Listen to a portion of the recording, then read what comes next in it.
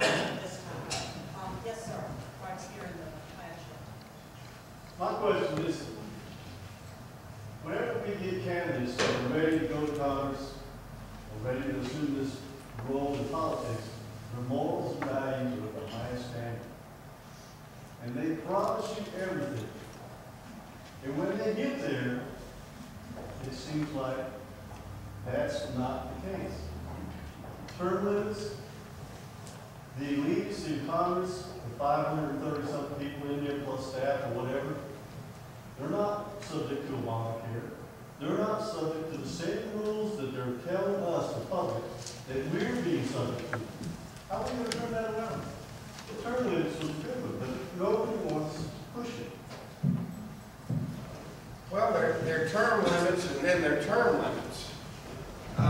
There's a term limit out there that somebody has signed that if you do it, you're pretty well guaranteed to stay in office forever. I have said that if I'm elected, I'm out of there in 8 years. Ilario, have you told us how long you will leave? When are you going to leave? Have you said? I have signed two, but may I respond to this? May I be part of this If you dialogue? don't mind.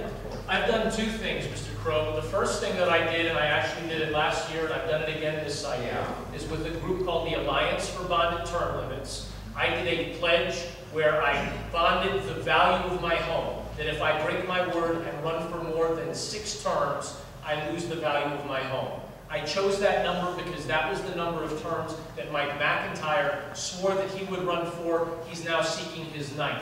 What I have also done in recognition that one person signing term limits is not enough and that we need to implement it across the board is I've joined with Senator Jim DeMint and U.S. term limits, which is the pledge that you signed as well, which is that I would seek an amendment to the Constitution that every House member would be able to serve no more than 3 terms and 2 terms in the Senate. But it will take a little time to get that implemented. We might not get it the first time. We might not even get it the second or the third. But I believe in it. I believe in Senator Jim DeMint. That's the one I call the Strom Thurmond term limit, because the idea that this thing will ever pass, I think, is a pipe dream. But I am excited that you've said that you're out of here in 12 years, boom. And that's what I think, that when somebody tells you something, they need to tell you exactly how long you're going to be there.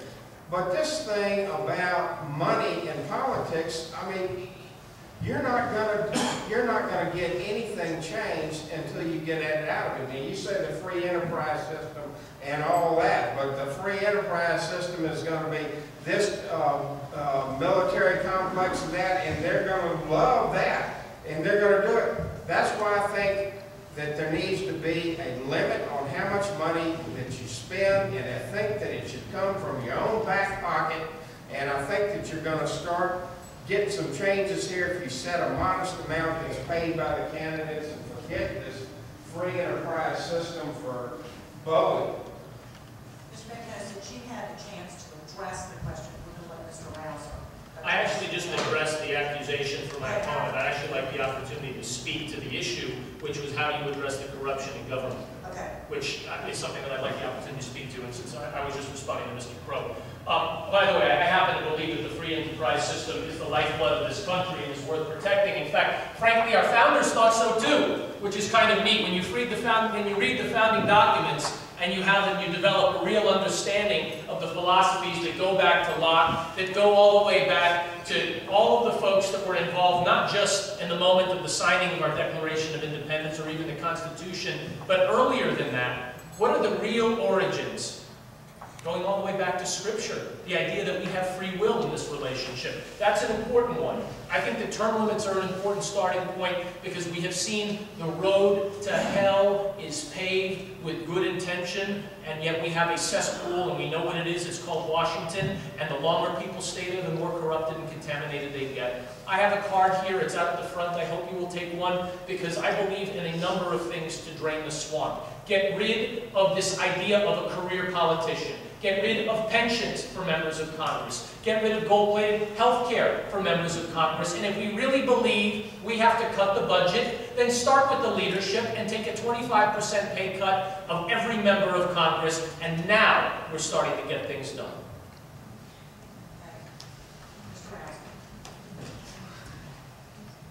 First of all,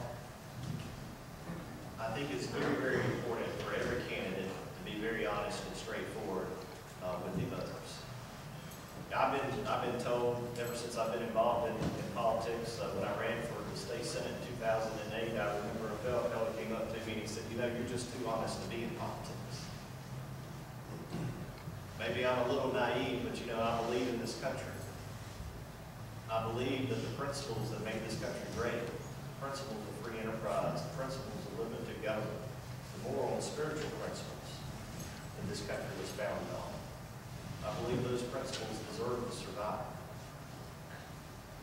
I will never ever tell you one thing and then do something else. Now I might get additional information that will change my mind about a matter. You know, we all come to our conclusions based on the best information we have at the time that we make that decision. And I think it's important to communicate constantly with those that you represent. But if we're going to turn this country around, we must have